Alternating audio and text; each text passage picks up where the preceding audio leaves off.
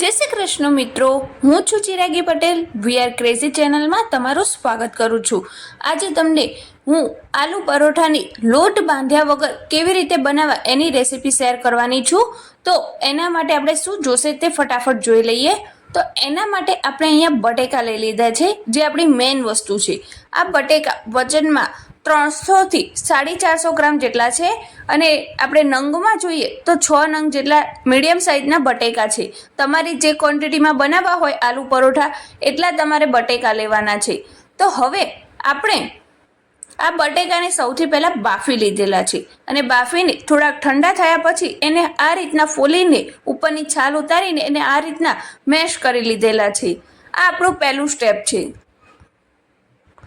આ રીતના થઈ જાય પછી આપણે લીલા મરચાં લઈ લીધેલા છે, જે નંગમાં 2 નંગ જેટલા છે. તમે તમારી તીખાશ પ્રમાણે એને ઓછી વધતી કરી શકો છો. સાથે જ આપણે મીડિયમ સુધારેલી ડુંગળી આમાં એડ કરીશું. તમારે એને સ્કીપ કરવી હોય તો પણ કરી શકો છો, પણ આમાં ડુંગળીનો ટેસ્ટ બહુ જ સરસ લાગે છે. પણ આપણે એને મીડિયમ એકદમ ઝીણી સુધારવાની છે અને એને સારી રીતે મિક્સ કરી લઈશું. ત્યારબાદ આગળના મસાલા કરીશું. મસાલામાં સૌથી પહેલાં આપણે ધાણા જીરું પાવડર ઉમેરીશું, જે મેં અડધી ચમચી જેટલું લીધેલું છે. સાથે જ આપણે લાલ મરચું પાવડર ઉમેરીશું. એ તમારા ટેસ્ટ પ્રમાણે તમારે બેલેન્સ કરવાનું છે. આગળ આપણે લીલું મરચું પણ ઉમેર્યું છે એટલે. સાથે જ હળદર પાવડર ઉમેરીશું 1 ચમચી જેટલું. સાથે જ ગરમ મસાલો લીધેલો છે અડધી ચમચી જેટલો. તેની જ સાથે આપણે આગળના મસાલાઓમાં જોઈએ તો આ બધા મસાલા ઉમેરાઈ જાય ત્યારબાદ આપણે એમાં આ રીતના હાથની મદદથી અંદર અજમો વાટીને લેવાનો છે. આ રીતના જો સ્ક્રીન પર દેખાય એ રીતના. આ રીતના કરવો એ અજમાને બહુ જ જરૂરી છે. અડધી ચમચી જેટલો અજમો લીધેલો છે. તેની જ સાથે આપણે અંદર 1 મોટી ચમચી જેટલો પાઉંભાજી મસાલો એડ કરીશું. એની ફ્લેવર આલુ પરોઠામાં બહુ જ સરસ આવશે. સાથે જ તમારે સ્વાદ અનુસાર મીઠું ઉમેરવાનું છે. એમાં તમે જેવું ઘરમાં ખાતા હોય એ પ્રમાણે. ત્યારબાદ એમાં આપણે મીઠું ઉમેરાઈ જાય પછી આપણે ખાંડ ઉમેરીશું. ખાંડ બિલકુલ ઓપ્શનલ છે. જો તમારે ઉમેરવી હોય તો ઉમેરી શકો છો અને સ્કીપ કરવી હોય તો પણ કરી શકો છો. પણ આમાં ખાંડ ઉમેરવાથી આ બધા મસાલાને બેલેન્સ કરશે અને બહુ જ સરસ ટેસ્ટ આપશે. ઉમેરશો તો બહુ જ સરસ રહેશે. હવે આ બધા મસાલાને સારી રીતે બટેકા સાથે મિક્સ કરી લઈશું, ઉપરથી નીચે કરીને. જો આ રીતના ચમચાના મદદથી તમને ફાવે તો ચમચાના મદદથી કરી શકો છો અને હાથથી તમને ફાવે તો પણ હાથથી કરી શકો છો. હવે આપણે આમાં થોડી વરિયાળી ઉમેરેલી છે અડધી ચમચી જેટલી. તમારે ઉમેરવી હોય તો તમે ઉમેરી શકો છો અને સ્કીપ કરવી હોય તો પણ કરી શકો છો. અને હવે આ બધી વસ્તુને સારી રીતે આપણે મિક્સ કરી લઈશું. અને આ બધી વસ્તુ મિક્સ થઈ જાય ત્યારબાદ એને હાથની મદદથી પણ એકવાર આપણે સરસ મજાનું મિક્સ કરી લઈશું. પહેલાં આપણે ચમચાના મદદથી કર્યું, હવે હાથની મદદથી કરી લઈશું. અને જે બટેકા આપણને આખા લાગતા હોય એને આ રીતના હાથની મદદથી એને આપણે મેશ કરી લેવાના છે. હવે આપણે આ બધું મિક્સ થઈ જાય પછી આ રીતના રોટલીનો જે લોટ હોય એ લઈ લીધેલો છે અને થોડો થોડો કરતાં આમાં એડ કરતું જવાનું છે. એકસાથે બધો એડ નથી કરવાનો, થોડો થોડો કરતાં એડ કરતું જવાનું છે. અને આપણે આ લોટને સારી રીતે ચાળીને સાફ કરીને લીધેલો છે. તો જો આ રીતના આપણો લોટ બંધાય ત્યાં સુધી આપણે અંદર લોટ ઉમેરવાનો છે. જો આ રીતના. તો આજે આપણે ડબલ પ્રોસેસ કર્યા વગર એક જ સિંગલ પ્રોસેસમાં આજે આપણે આલુ પરોઠા બનાવ્યા છે. આજે આ રેસીપી તમને કેવી લાગી મને કમેન્ટ બોક્સમાં લખીને જરૂરથી બતાવજો. અને તમને આ વિડીયો પસંદ આવ્યો હોય તો એને એક લાઇક જરૂર કરી દેજો અને તમારા મિત્રો વચ્ચે એને શેર કરવાનું બિલકુલ ના ભૂલતા. તો જો આપણે પહેલાં લોટ બાંધીએ, પછી એને બટેકા બાફીને માવો બનાવીએ અને પછી એને લોટની અંદર ભરવાની આ બધી ઝંઝટમાંથી આજે આપણે મુક્તિ મળી જાય છે. જો આ રીતના એક જ લોટમાં આપણે બાંધી લઈએ તો આ પ્રોસેસ કરીએ તો જો કેટલો સરસ મજાનો ઇઝીલી આપણા આલુ પરોઠા બની જશે બિલકુલ માથાકૂટ વગર. આ મેથડથી તમે બનાવશો તો તમારે લોટ નહીં બાંધવો પડે અને બાદમાં લોટની અંદર મસાલો ભરવાની પણ ઝંઝટ દૂર થઈ જશે. અને તમારે લાસ્ટમાં આ લોટ બંધાઈ જાય પછી એક જ સ્ટેપ કરવાનું રહેશે. જેમ તમે રોટલી બનાવતા જતા હોય એમ જ એને વણતા જવાનું છે અને ચેડવતા જવાનું છે. અને બસ તમારા આલુ પરોઠા બનીને તૈયાર છે. એકદમ ફૂલેલા દડા જેવા આ આલુ પરોઠા બનીને તૈયાર થશે અને એકદમ સ્પીડમાં બની જશે.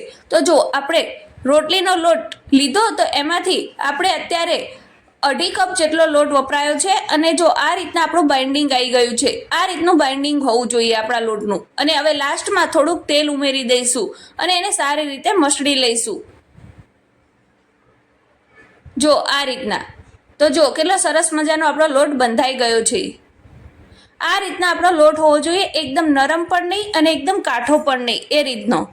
અને હવે આને આપણે ઢાંકીને 2 મિનિટ સુધી રેસ્ટ આપી દઈશું. એટલે અંદર જે મસાલો ઉમેર્યો છે એ બધો જ એક સરસ મજાનો રસ થઈ જાય. અને ઉપરથી થોડા કોથમીરના પાન પણ ઉમેરી દીધા છે. હવે આને ઢાંકીને 2 મિનિટનો રેસ્ટ આપી દઈએ આપણે. અને આપણો લોટ રેસ્ટ થઈ જાય 2 મિનિટ પછી, ત્યારબાદ આપણે જોઈએ તો જો કેટલું સરસ મજાનું બાઇન્ડિંગ આવી ગયું છે અને કેટલી સરસ મજાની શાઇનિંગ પણ આવી ગઈ છે લોટમાં. હવે બસ આપણે આલુ પરોઠા વણીને તૈયાર કરી લેવાના છે આમાંથી. તો આપણે આલુ પરોઠા બનાવવા માટે આ રીતના એક લોખંડનો તવો લઈ લીધેલો છે, જેને ગેસ ઉપર ગરમ કરવા મૂકી દીધો છે, મીડિયમ ગેસ ઉપર. અને હવે આપણો તવો ગરમ થાય ત્યાં સુધી આમાંથી આલુ પરોઠા વણીને તૈયાર કરીશું. તો એના માટે તમારે જેવી સાઈઝનો બનાવવો હોય એ રીતનો એકદમ મીડિયમ સાઈઝનો લુઓ લઈ લેવાનો છે. અત્યારે હું મીડિયમ સાઈઝનો જ આલુ પરોઠો બનાવીને તૈયાર કરું છું, એટલે આ રીતના એક લુઓ લઈ લીધેલો છે. અને સાથે જ એક આ રીતના પાટલી લઈ લીધી છે વણવા માટે. અને સાથે જ કોરો લોટ લઈ લીધેલો છે, જે આપણે રોટલી બનાવવા માટે યુઝ કરીએ એ જ તે. અને આપણા ગુંદલાને આ રીતના રોટલીના જે સૂકો લોટ છે એની અંદર ડીપ કરીને પછી આ રીતના એને વણી લેવાનું છે. હળવા હાથથી વેલણ ફેરવવાનું છે અને એને સરસ મજાનું વણી લેવાનું છે. જો આ રીતના. તો જો આ સ્ટેપ કરશો તો તમારે જો મસાલો પણ નહીં ભરવો પડે. લોટ બાંધવાની તો ઝંઝટ ગઈ અને હવે આ તમારો મસાલો ભરવાની પણ ઝંઝટ ગઈ. જો કેટલો સરસ મજાનો ઝડપથી આપણો આલુ પરોઠો બનીને તૈયાર થાય છે. જો તમારે જેવો જાડો પતલો રાખવો હોય તેવો તમે રાખી શકો છો. અત્યારે મેં પતલો બનાવ્યો છે. જો આ રીતના હળવા હાથે જ વેલણ ફેરવવું, એકદમ ભારે વજનથી નહીં ફેરવવાનું. હવે જો ઉપરનો જે કોરો લોટ હોય એ સહેજ મેં હાથથી હટાવી દીધો છે. હવે આપણે હાથમાં આ આલુ પરોઠાને લઈને આપણે જે તવો ગરમ કરવા મૂક્યો તો એમાં એડ કરી દઈશું. અને એને મીડિયમ ગેસ જ રાખેલો છે, બહુ સ્લો પણ નહીં અને બહુ હાઈ પણ ગેસ ઉપર એને ચેડવવાનો નથી. અને એક સાઈડ પર આપણો થઈ જાય એટલે એને જો આ રીતના ઉપર ઝીણા બબલ્સ આવશે એટલે નીચેની સાઈડ થઈ ગયો એવું સમજવાનું. અને બાદમાં એને પલટાવી લેવો. જો આ રીતના તાવેથાના મદદથી. એ થોડોક પતલો હોવાથી એ થોડોક તમને ચોંટશે તાવેથા ઉપર, પણ આસાનીથી પલટાઈ જશે. જો આ રીતના ડિઝાઇન પડી ગઈ છે. આવી જ આપણે નીચે પણ કરી લેવાની છે. અને થોડું તેલ ઉમેરતા જઈને એને શેકી લેવાનો છે. જો આ રીતના. તો જો કેટલો સરસ મજાનો આલુ પરોઠો આપણે બનીને તૈયાર થઈ ગયો છે. જો આ રીતના નીચેની સાઈડ આપણે તેલથી શેક્યો, એવી જ રીતે આપણે ઉપરથી પણ એને તેલથી શેકી લઈશું. જો ઉપર નીચે સરસ મજાનો એને શેકવો બહુ જ જરૂરી છે, સહેજ પણ કાચો ના રહે એ રીતે. જો કેટલી સરસ મજાની ડિઝાઇન પડી ગઈ છે નીચે અને કેટલો સરસ મજાનો એની જાતે જ ફૂલાઈ રહ્યો છે. તો જો આટલો સરસ મજાનો આલુ પરોઠો જોઈને તમારા મોઢામાં પણ પાણી આવી ગયું હશે. તમે પણ એકવાર આ ટ્રીક વાપરીને જરૂરથી બનાવજો આલુ પરોઠા. અને પછી તમને આ રેસીપીનો વિડીયો કેવો લાગ્યો અને તમારા આલુ પરોઠા કેવા બને મને કમેન્ટ બોક્સમાં લખીને જરૂરથી બતાવજો. તો જો આપણો એક આલુ પરોઠો બનીને તૈયાર થઈ ગયો છે. હવે આપણે લોટમાંથી બાકીને બધા જ આલુ પરોઠા બનાવીને તૈયાર કરીશું. તો એને આપણે દહીં અને આ રીતના લીલા મરચાં સાથે સર્વ કર્યું છે. જો અને પછી 15 થી 20 જ મિનિટમાં મારા બધા જ આલુ પરોઠા આ રીતના બનીને તૈયાર થઈ ગયા છે. તમે જોઈ શકો છો સ્ક્રીન પર કેટલા સરસ મજાના લાગી રહ્યા છે. તો ચલો હવે આપણે મળીએ એક નવી જ રેસીપીના વિડીયો સાથે. ત્યાં સુધી બાય બાય, ટેક કેર, જય શ્રી કૃષ્ણ.